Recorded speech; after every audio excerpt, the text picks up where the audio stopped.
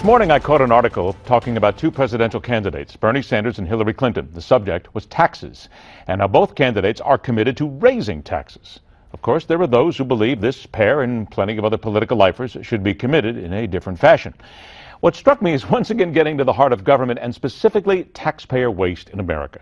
How there is no shortage of really well-versed experts who point out it's not that difficult to cut the fat and stop wasting trillions of our dollars. And when we have politicians of any stripe talk about gouging your wallet a little bit deeper, the first idea is to scream at these bureaucrats and their water carriers. Why can't you just cut the waste and use that money instead of raising taxes? The best person to dig into this, welcome back the Vice President of Policy and Communications for Citizens Against Government Waste, Leslie Paige. Leslie, I got to tell you, when I saw this morning, it screamed. I said, I'm so glad I'm getting a chance to talk to you today because this has been at the crux. It's been in my craw for a long time now. Prime Cuts 2015 from your group points out 601 recommendations that would save the taxpayers $639 billion in the first year and $2.6 trillion over 5 years. Okay, it's right here in front of us, Leslie. So what's stopping us? What's stopping anybody from actually doing something about it? Is that a question, Ed? I got to go. No. Because, well, you don't want to answer this one. This will take hours to answer. I know. How much time have we got?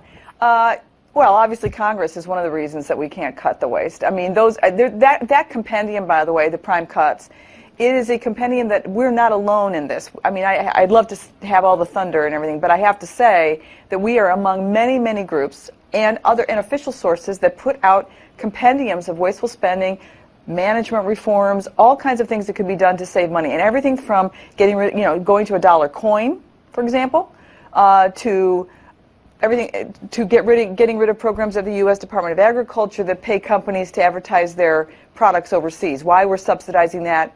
You got me.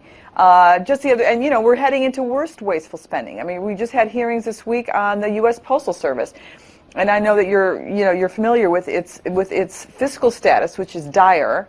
But one of the reasons, one of the ways they're going is they want to push us into maybe pushing some of the employees and integrating them into the Medicare program, even though they've been paying for their own health care insurance. They've been dunning the employees for years for the pension and health benefits of their retirees. Now they're thinking we're so broke and things are just so insolvent over here that we're now thinking about pushing a lot of those folks right into Medicare, which puts additional pressure on taxpayers on a program that's already heading to a fiscal cliff. And the calls will be for more taxes. When you spend as much time as you and I do and others do reading these reports and finding out just exactly how mismanaged and wasteful and inane and counterproductive the policies that we have in place in this government, you can no longer countenance the idea of even raising a dime more in taxes until something is done about all this wasteful spending, mismanagement, abuse, fraud. I mean, it's so rampant that it just makes the whole idea of raising taxes. And by the way, we did raise taxes, didn't we just do that a couple of years ago? Yep.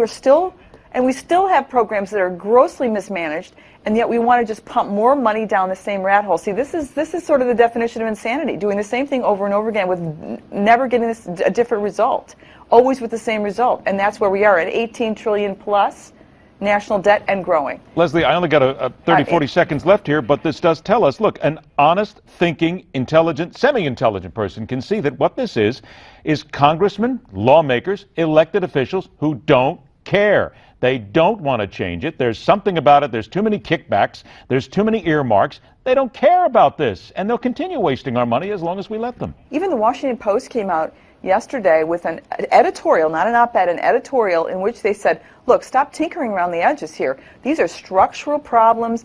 Congress and the stakeholders and all the folks involved have been kind of kicking this can down the road to the point we're literally on an abyss here, and we're facing a whole bunch of stuff coming up in the next couple months and into the next fiscal year that need to be addressed very soon. The taxpayers always left holding the bag. This boils my blood like nothing else every time this comes around, this stupid waste. Yeah. Please, people, learn more about where your government is wasting your money. Go to the website, CAGW.org. Learn about it and get involved. Leslie Paige, always a pleasure. Thanks so much for joining us. We'll do it again next week. Stay with us because the Hardline continues.